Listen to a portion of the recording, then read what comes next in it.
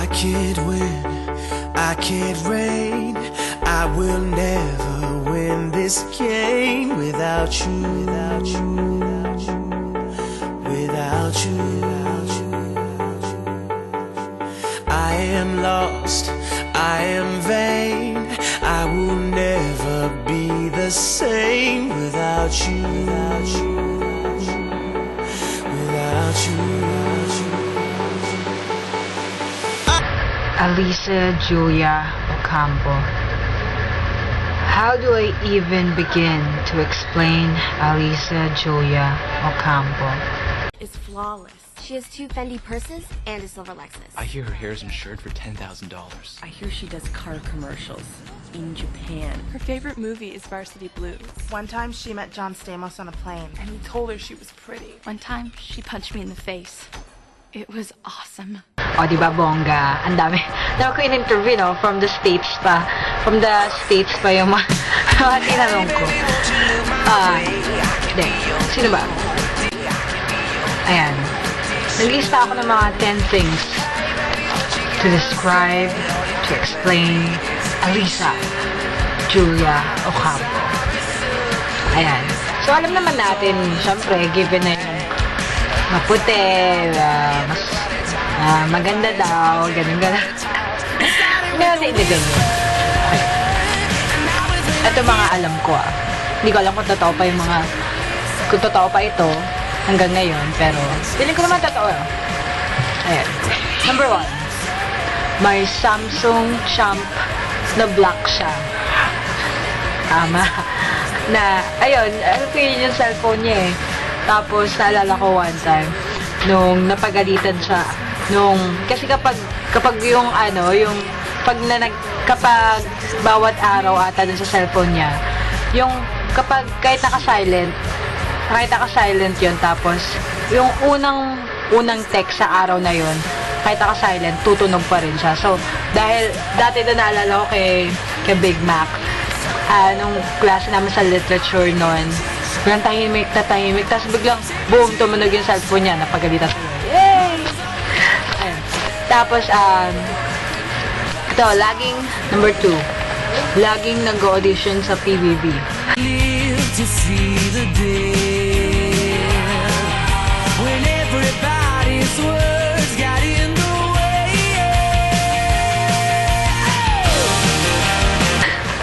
Siyempre, lagi nag-audition sa PBB. Hindi ko alam kung pang ilan yan eh. Pero, naalala ko dati, may tinanong sa kanya nun eh, na nag-audition sa nung nakaraan. Sabi, ano yung favorite niyang ulam? Yung may tinanong sa kanya. Yun. Tapos nakalimutan ko na kung ano sinabi niya, pero, basta yun yung tinanong sa'yo, diba? Oo. Yun. Number 3. Gusto maging artista. Hindi kaya nga lagi nag-audition sa PBB. Ayun, kasi hindi pa siya nakakapasa. Pero malay mo, diba, sa Artista Academy ka. O kaya, diba, kaya mo yan, naniniwala naman ako na, diba, parang tayong actress. Yan. Ano pa? So, number 4. Madaming crush. Malandi kasi yung babae yun eh. Pokpok. Malandi ka kasi, diba? Madaming crush. Oo, ang dami. Di ko kasi ako masyadong, sa mga kakilalang, mga lalaki na crush na. Ngayon yung, Enrique ba yun? Something, yung magaling daw mag-doggy. Crush na daw yun eh. Tapos, kaya nga siya, kaya nagbumukhang doggy na rin. Si Ali, yung dog na, yun, tapos tawag niya pa nga dun sa Enrique. Ken, close sila eh, sabi niya. Ayun. Tapos, ito number 5. Meron siyang kinukwento dati nung nasa UST pa ako na crush at first love daw niya. True love. Talaga, yung parang love niya daw talaga noon. Yung, hindi ko na sasabihin yung pangalan, pero yung architecture sa UST. Nakamukha daw ni Zac Efron. Oh my God, parang di naman. Parang, Zac Efron. Parang hindi eh. Parang iba atang Zac. Never mind. Ayan. Number 6. Ito, pinakatotoo to sa lahat. Number 6. Favorite niya, si Justin Bieber. Paramis talaga. Ano talaga, parang nakita ko, sa cellphone niya, puro Justin Bieber. Believer nga. Tapos, tapos, ito yung mga diehard. Siya talaga yung masasayang diehard fan. Yung, nagre-ritual pa yan daw sa bahay nila. Nag-aalay pa ng puto. Tapos may picture, tapos may dalawang kandila. Yun, believer yan. Pati rin Selena. Yay! Ayan. Ito, number 7. Ito, 7.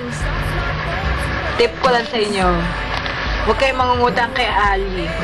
Kasi sigurado mapapabayad kayo.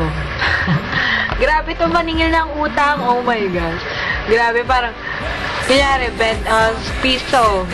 Grabe, sisingilin niya yan. Hindi ka niya tatantanan hanggang magbabayad ka sa kanya. Naalala ko si Poto na napakalaki ng utang. Araw-araw niya yung sinisingil. Araw-araw niya talaga sinisingil. As in. Pero hindi pa rin nagbabayad si Porto. Ewan ko lang hanggang ngayon. Hindi ko alam. And number 8. Siyempre, ito natin yung pinakmaganda sa Latin. Hindi. True friend. Totoo yan, na isa siya sa pinaka true friend ko na nakilala na, parang mapagkakatiwalaan talaga yan. Hindi niya isisiwalat yung mga secret mo. Ewan ko kung siniwalat niya yung mga secrets ko. Malay ko, pero sana hindi. Pero, ayun. May totoong kaibigan, hindi ka iiwanan. Alam mo, kahit na magkaiba kaming school ngayon, hindi pa rin siya nakakalimot, gano'n, kahit sa Twitter lang, at sa Twitter lang kami medyo nag-uusap. Pero, di ba, nakakatuwa dahil hindi nakakalimot. True friend. Siyempre, ako rin, hindi ko kakalimutan niya. Yan pa, di ba, pang Artista Academy yan eh. Ayan, number 9. Number 9, madaling mapatawa.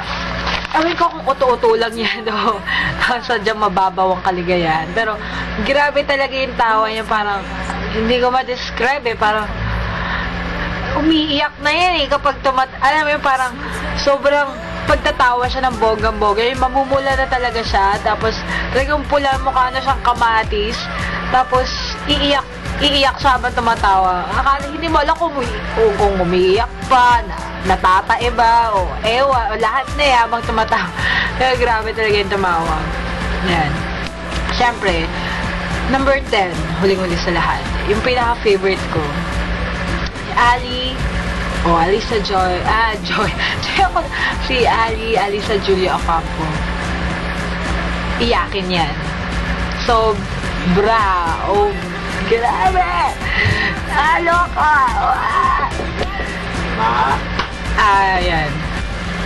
Iyakin, grabe. Sobrang iyakin nito. Parang, oh my God. Parang, loka. Ayun, naalala ko talaga dati.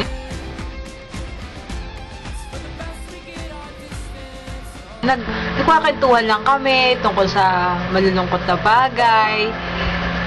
Tapos, may biglang nasabi ni Porto na yung situation na kunyari daw may gusto ka sa tao pero secret lang, hindi mo pa nasasabi. Tapos, bigla ka daw namatay o namatay yung gusto mo. Tapos, hindi mo nasabi na mahal mo siya, gano'n.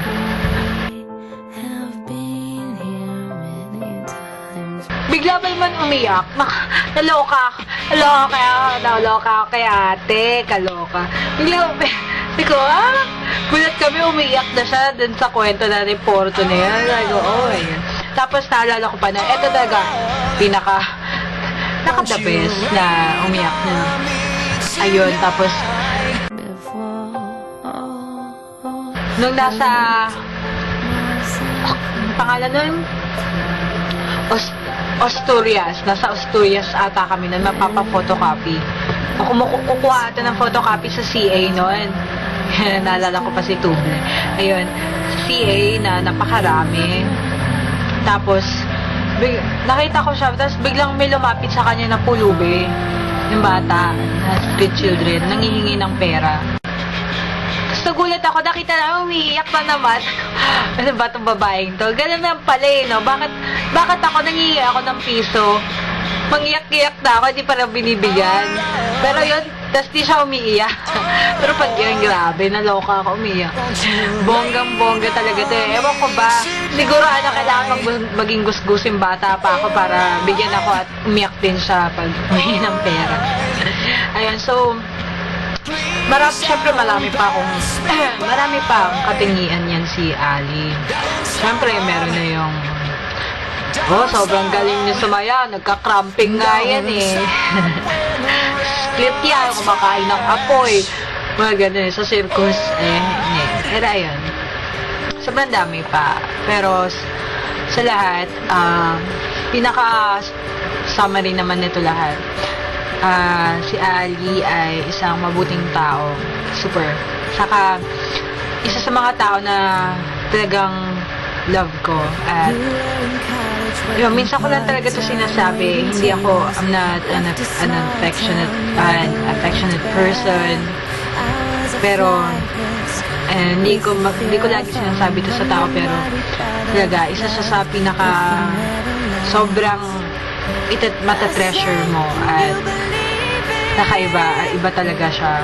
Hindi ko makakalimutan. Lagi nasa puso ko. Kaya, Ali, I love you so much.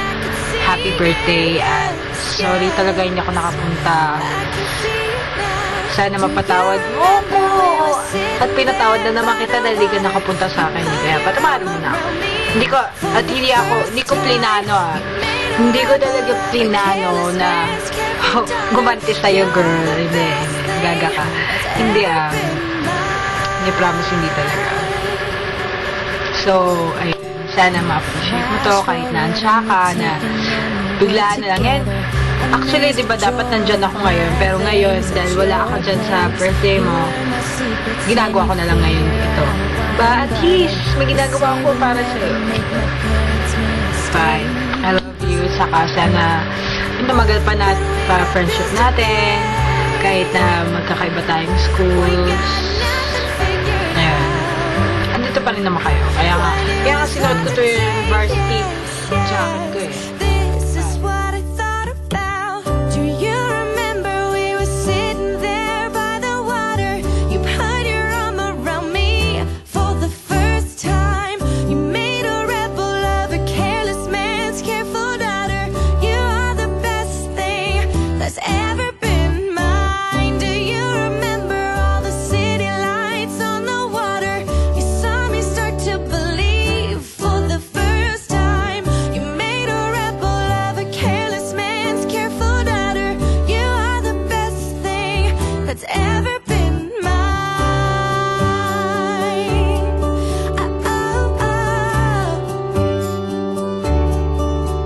And I remember that fight, 2:30 a.m. when everything was slipping right out of our hands. I ran out crying and you followed me out into the street.